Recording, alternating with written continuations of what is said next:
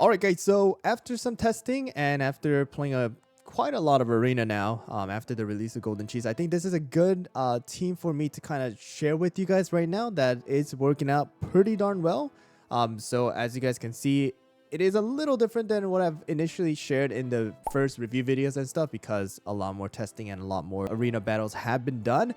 And this is one of the most popular comps that are being used inside of the top ranks. All right, and it is going to be consisted of Crimson Coral as well as Stardust. We have Golden Cheese, Snapdragon, as well as Black Pearl. There are a lot of different topping settings. Just keep that in mind, but you got to really find the one that works for you.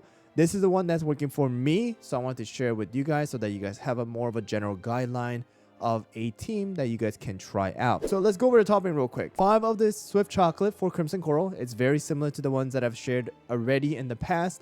All right, and we are focusing on that damage resist and then the cooldown.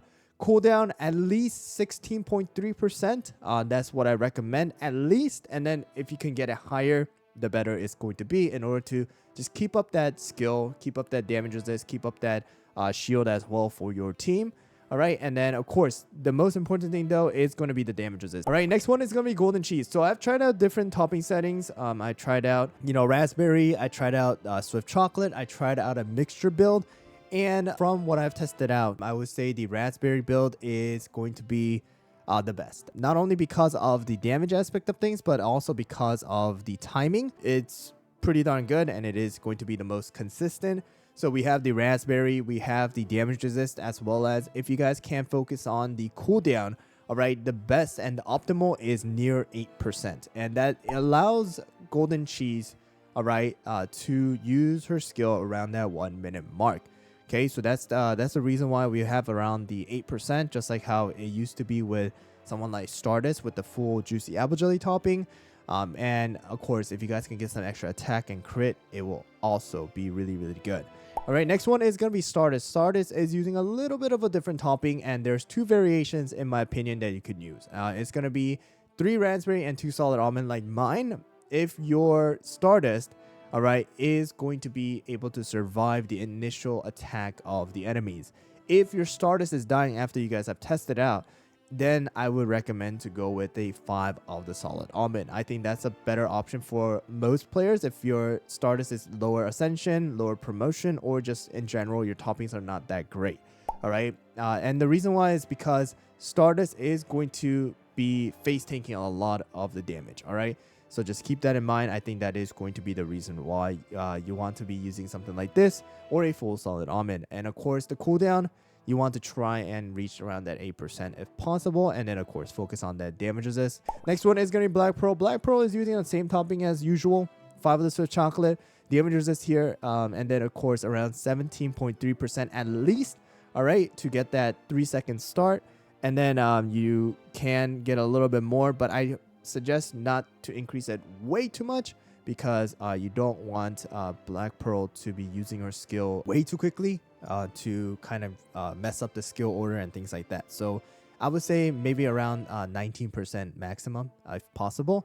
And then last one is going to be with Snapdragon. Snapdragon is using 5 of the Swift Chocolate just like always. 24% cooldown is recommended. No damage resist required. And then the extra subsets, attack, crit, attack speed, all helps out. All right. And then last one is going to be the treasures. So treasures, there's 2 different options. All right. If you have the vial and your vial is higher than level 6, all right, if that's possible, then I would recommend you try out the feather vial and the jelly watch combination. But if your vial is low or you just don't have the vial in general, then go with a scroll and a whistle combination. This is perfectly fine too. This works out really well. A lot of the higher ranking players are using that as well. So here we go, guys. Let's just use the team in the arena, and let me show you guys this team in action. All right, guys, here we go. So a single tank, and they are also using the vial as well as the feather comp here. So here we go. All right, guys, so we're actually versing one of the comps that actually might lose to. So this comp does get countered most of the times by a pure vanilla. So pure vanilla is coming back into the arena. Not going to be used every single time, but there is a high chance of where there's a pure vanilla, and sometimes they use a full solid almond Black Pearl. If that happens, I do have a chance of losing. I have lost a couple times to this team because of the amount of heal and the shield that Pure Vanilla is able to do. All right. So there is that possibility. All right. And hopefully, though, I can come back here, use my skill, get rid of the DPSs. But it seems like the... Oh, yeah, this one's going to be close. It depends on who uses skill first. And it looks like Black Pearl used skill first. All right. So there you go. That's already an example of a team that does kind of counter, and it is going to be the Pure Vanilla Black Pearl. A lot of people are using a full solid almond Black Pearl and a full solid almond Pure Vanilla, and these two just survive until the very end, and they kind of just wipe your team. All right, another one. Another Pure Vanilla and the Black Pearl one, but they don't have the vial and the feather this time. All right, so this variation, though, I think we do have a chance of winning because they don't have the feather and the vial. All right. But here we go. Their golden cheese does use skill, I think, before the 1 minute mark, while our golden cheese is going to use the skill at the 1 minute mark. So we should be able to get rid of that golden cheese. Yep, exactly right there. And then I think our team's going to dodge golden cheese's skill. Yep, and golden cheese takes it, comes back alive, instantly melts away the other ones. And I think this was our victory here because of that. So the cooldown does come into effect a lot here inside of the arena now. And then the treasures also really affect the win rate as well. All right, so you can see right here, this time around, the enemy golden cheese did do a lot more damage, but you know, there was no feather and vial to increase the crit resist, increase the attack, and then give them an extra chance while we did. So there you guys go. So this is another variation that a lot of people use, the vial with the scroll instead of the whistle. So let's go up against this one here. They do a lot more damage because now they have 30% attack as well as a 60% attack. All right, here we go. So this time around, they have the sorbet instead of the Stardust on the enemy team. So the sorbet is there in order to try and get rid of the crimson coral as much as possible. All right. But because of the fact that we have the feather, this is going to be pretty darn good for us. Our Black Pearl came back alive this time around instead of our, Crimson Coral, but it's okay. We're going to dodge all the skills here, get rid of the enemy, just coming back, and Golden Cheese is the only one alive. And even before she was able to jump into the air to dodge all the skill, our cookies are just absolutely nuking her. All right, there you guys go. 3 million damage coming out. So sorbet is good if this team did not have the feather. But I feel like having the feather and the vial together allows me to counter a lot of the sorbet comps that are out in the arena right now. All right, so this one is going to be the double tank, double DPS. It seems like it's going to be with the Hollyberry and burnt cheese most likely with the golden cheese here. So here we go. All right, I got bamboozled. It is Hollyberry with Pattaya and a clotted cream. I absolutely got tricked. But I don't think we're gonna lose. We're most likely gonna still be able to win this, even with the Crimson Coral. The clotted cream. We have the feather to revive. The vial comes out, gets rid of the Black Pearl from the enemy team, and then we should be able to get rid of the enemy. Yep, there we go. Our DPSs are all still alive. And here comes the finish.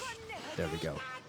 So not the team that I was looking for. I was looking for the Hollyberry burnt cheese with the golden cheese, but we got tricked and it was a clotted cream. Yeah, this team will not survive our team. Oh, okay, we found it. We found it. All right, so there we go. This is the burnt cheese here. Burnt cheese comp. I think this is going to be the burnt cheese with golden cheese with Hollyberry, most likely. So here we go. All right, guys, so here we go. This is the other pretty, I would say, standard comp. Especially if you don't have Crimson Coral, you can try this comp, and I will share the double tank comp too in the, later on.